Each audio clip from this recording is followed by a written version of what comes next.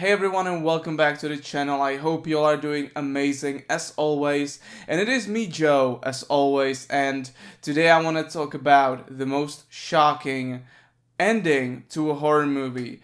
And the movie in question, the movie that I want to talk about today, a movie that has a really shocking ending, is the movie Sleepaway Camp from 1983. It is a slasher movie and I adore this movie. I love it.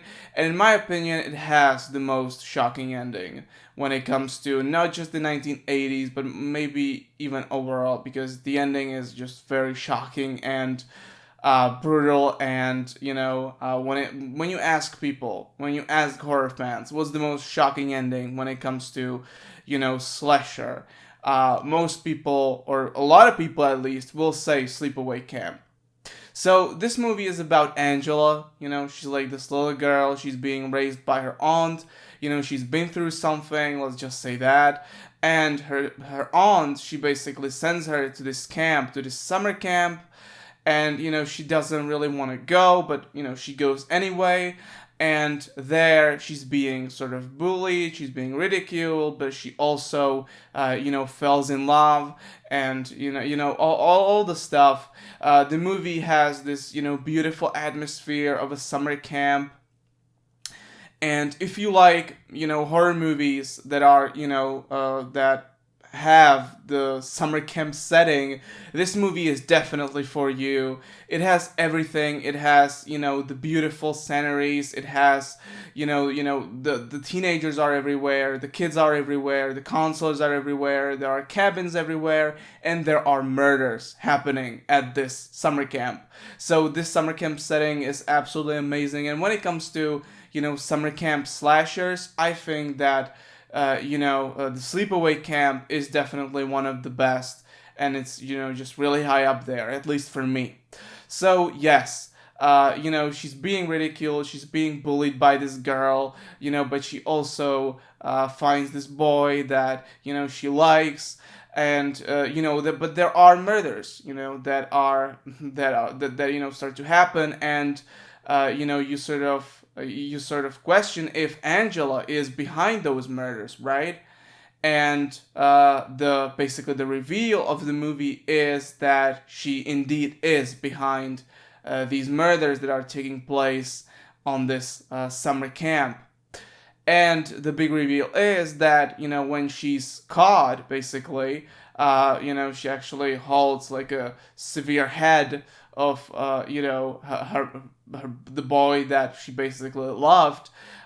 She also, or it's also revealed that she has male genitalia, right? And you have this long shot that basically is like maybe 10-15 seconds long of just Angela just standing like this, with the severe head. And she's just like this. She holds the head in her hand, and the face doesn't move, and you can just see the whole body. You can see the P, not the V. And she's basically just standing there like this. And it's and there's this like sound of like this monster sound almost. And this ending is just very like uncomfortable to watch. It's very shocking. It's just ooh, it really just gets under your skin, it really is shocking in my opinion. And basically how they how they did it is that they ask this random boy, just basically to be a stand-in in this scene. And they actually made like a prosthetic head of Felissa Rose. And they actually put the prosthetic head on this boy. And so that's how basically they did this shot. That's how they did this scene, right? And behind the scenes they also revealed that the boy was really he was just really scared to do it. And that he also felt embarrassed, which honestly I would feel embarrassed too. So like, let's be real, that probably was very uncomfortable to do a scene like that.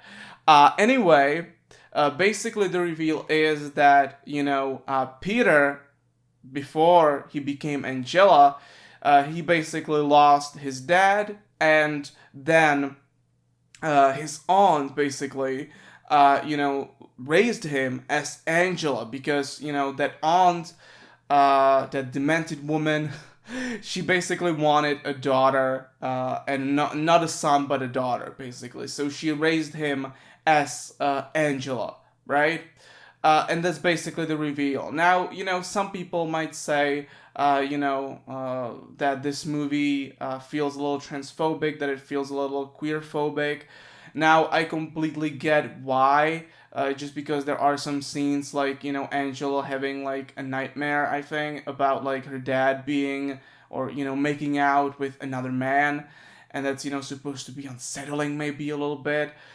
So there are just some things. Obviously, also the whole thing about Angela being trans, but is she trans though? Really? So I totally feel like that if some people think that this movie is uncomfortable for them when they are queer, that's completely fine. I get it, but I think that you have to view this movie based on the year it was made. This movie was made in 1983. Back in the 80s, queer people were ridiculed, not just in movies, but also in real life a lot, right? So, I think that you have to view this movie from the perspective of the 1980s and from the year that it was made, right? This movie wasn't made today. This movie was made almost, like 41 years ago? That's insane. 41 years ago. So you have to acknowledge that this movie was made a long time ago. And so, but to be honest, I don't think that this movie was made, to be transphobic, or, I don't think that this movie was made to be, homophobic or whatever.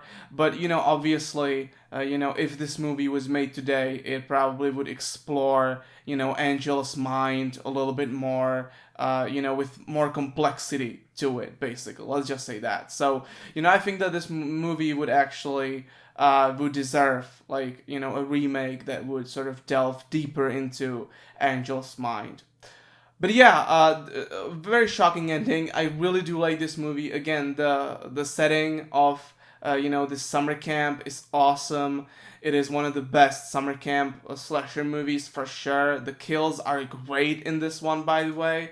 I haven't even mentioned them, but again, the kills are really great, and overall, it is such an awesome slasher movie with some amazing kills, amazing score, and a really cool and plot twisty and shocking ending. Anyway, that's it for today. Thank you so much for watching this video. Like the video if you enjoyed it, or subscribe if you're new here. I'll see you next time. Take care, and bye.